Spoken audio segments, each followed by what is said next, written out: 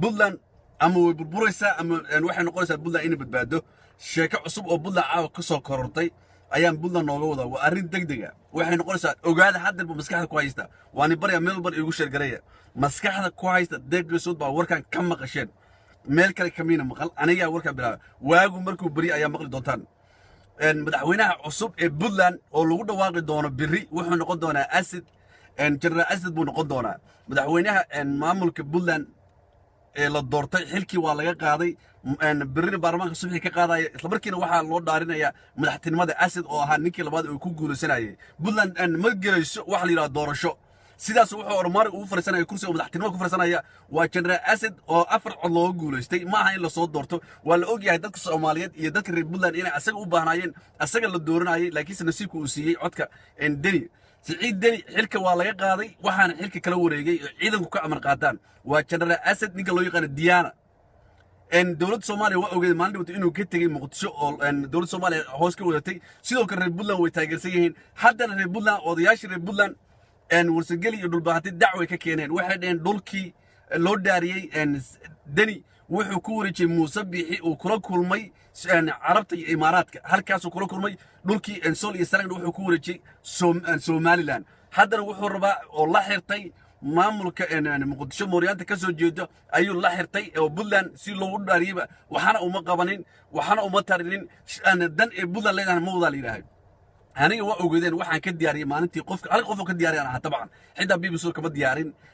meeshu ka imaaday meeshu ku dhashay wuxuu ahaan jiray dani iyo qofku yahay iyo qabiilku yahay hore baan ugu sheegay dad waxay dhaayeen deeqo waa aflagaadoonaysa deeqo waxba aan khaldan waxaan ni cadeynayaa madaxweynaha cusub ee Puntland oo hadda iga soo gaaray aniga xarunta madaxtooyada Puntland madaxweynaha cusub ee subaxii la wareegi doono ciidanku amar ka qaadaan waa General Asad waa ninka loo yaqaan Diana ninkan mooshiba la keenay subaxii baarlamaanka mooshiba ka keenayaan ninkan Saciid Dan lagu leeyahay waa ku daayay dowladda Soomaaliya waxay wadataa Asad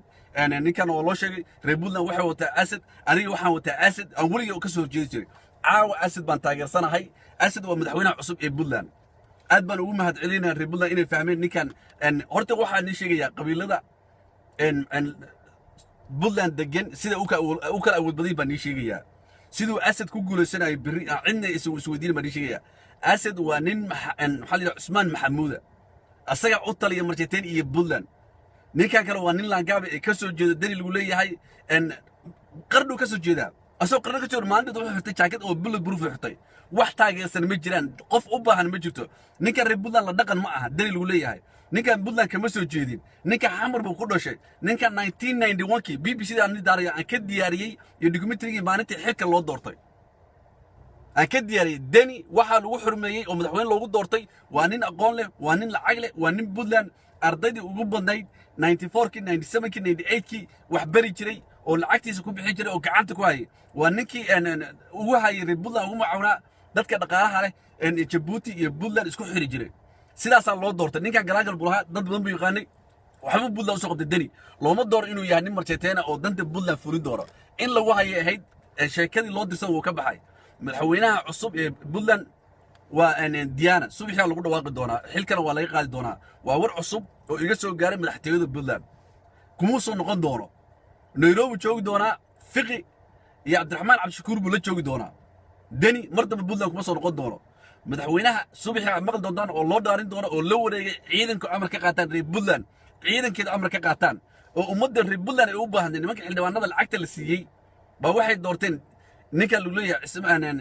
dani lagu leeyahay ayaga doortay laakiin dhab ahaan haddii maanta Puntland cod loo dareeri lahaa January 8deedii waxay reer Puntland dooran lahaayeen oo codkooda ugu shubi lahaayeen waa generaalka Puntlandka u shaqeeya waligii dibadda aadin waligii meel ka aadin oo u dagaalamay oo dhiig aabiis isagoo dagaalamay u soo dhintay Saciid Dani ayaa Puntland ay rabtay laakiin lacag baa looga raayay iyo khiyaano wax yiri sarro in meesha u soo hadlo la socdo yaa ka maqashay deeqoysod baa ka maqashay warkaas yaa soo sheegay deeqoysod meel kale kamina maqli waa ni tuuga waligii mani meel bagaasiya madaxweynaha cusub ee Puntland waa Saciid maxaa la jiray waa General Asad Diana ninka loo yaqaano ee ku guuleystay madaxtinimada Puntland afar qof oo loo guuleystay oo khiyaano ah oo lacag la siiyay ayaa loo guuleystay warkan waa war cusub salaam alaykum على صبر يورن كوسو سيدو أرتا وركان ده وركان ورجرو يعني وانا ور لفيل كراي مقرنس او wax cusub ma garanaysa تفيعن marka oo banay siciidana oo banay taageeraysa isticmaaleen nal rabeena ma garanaysa هيا qardana kaba soo jeedo dadkan ismaan axmed ka sheegay inay ka soo jeedo ma oo dadkan boqortooyada waxa ka soo jeedo ma garanaysa تفيعن marka markii soo raba nin dayra ah oo ahaa buntland oo dhan nin kalsooni ka isticmaalay markii uu soo baxayana qaab adigu kadiis oo la filim buu soo baxay ma garanaysa تفيعن marka already qorshaan wuu socday in afgambi lagu samaynayo in siciidani muddada uu joogay ay tahay maalmo tirsan oo xadidan ma garanaysa هلا ده كان ويدي هذا بودلان ما كسو جيدا هذا هل كان ويديو بودلان ولي كما دحي wax mooshi liira in madaxweynaha xilka laga tuuro sheekadan hadda in soo korortay ma la dhigi karaa waxa ka dambaysa dawladda Soomaaliya maadaama Asad uu saaxiib leeyahay in dawladda Soomaaliya awoodna uu ku leeyahay Buntland ciidanka Buntland ay asaga ka amar qaataan hawsha ma sahli kartaa in xilka laga qaado dani si fudud niyow ninkani markiisi horeba ma oranay anigu dawladda Soomaaliya baa ka dambaysa ma garanaysa تفيعن laakiin ninka la yiraahdo siciidani wuxuu ka soo jeedaa marka hore urur la dhaho damajidid oo ma garanaysa تفيعن marka already ururkaas hadda saameynta ee Soomaaliya siyaasadda Soomaaliya ku lahaayeen aad bay u saqiirtay aad bay hoos dhac weyn baa ku yimid marka isaga laftigiisa Buntland waxa la yiraahdo damajidid waa laga nacbay ururada diineedka oo dhan Buntland waa laga nacbay ma garanaysa ilaa iyo اتحاد ya xaakimti kooxan isqarxiya damajidid adigu waxaan dhow laga nacbay ma garanaysa waan fahmay sidee u aragtaa in uu dani dhulkii Buntland sool iyo sanaag iyo cayn uu ku wareejiyay Muuse Bixi oo dhigiisa ah oo ka soo horjeeday oo dhul reer Buntland oo daaroodku iska leeyahay uu haystay Muuse Bixi haddana uu ku wareejiyay ninkii ugu magacawnaa reer Buntland inuu dhulkeeda ilaaliyo oo soo dhaartay masiirkeedana loo dhiibtay sidee u aragtaa والله horta isagu wuxuu kuma wareejin karo isagu isku dayga uu sameeyay oo ku raacsana isku dayga inuu sameeyay qaab noocaasna wuxuu dhacaan laakiin isagu de ma laha awood iyo saameyn iyo matqaana nin awood noocaasna lama waxna kuma wareejin karo ma garanaysa laakiin isku dayga inuu sameeyay inuu ku fashilmay inaanay u suurta galin sabab hadda imika loo xilsay inay qayb ka tahay waxaan wax facts ma garanaysa wax xaqiiqo ma garanaysa aye marka qayb bay ka tahay waxyaabaha hadda aanu xilka uga tuurnay u cayrinay soo dedejisay maxaa la yiraahdaa maalmihii wax xafiiska joogay inay noqdaan kuwa tirsan maalmahaas inay noqon doonaan kuwa maxaa ku tilmaaman oo calaamad iyo astaan u noqonaya fashil guuldaro ceeb garanaysa waan fahmay sidee u aragtaa xildhibaanada Buntland waa 66 xildhibaan waxa mooshe ka wata la yiraahdo 45 xildhibaan see kula tahay lacag muu siin doono mu kala diri doonaa hadduu kala dirana Asad iyo ciidanka Buntland ninkani saameyn ma laha ninkani saameyn ma laha military oo wax ku baalqayn karo ma garanaysa marka lacagta inta laga qaato ba adigana moogtay lagu cag wareejin karaa ma garanaysa marka isku day noocaas waa suurtagal oo meesha kama saaraya suurtagalnimada isku day noocaas inuu sameeyo laakiin ay u meel martaa chance noocaas aad buu hooseeyaa ma garanaysa fiican marka ninka ila hadlaya ay weydiisan wuxuu joogaa Buntland wuxuu joogaa Garowe waa nin war ka hayo magaciisa inaan sheegno marno inaan maartay meesha ka sheegno marno qof kale magaciisa uu isticmaalaya ninkan warka Buntland ka jiro xaqiiqadeeda wuxuu ka og yahay Buntland waxa naga soo gaaray oo marno saacada kor laga sheegay madaxtooyada Buntland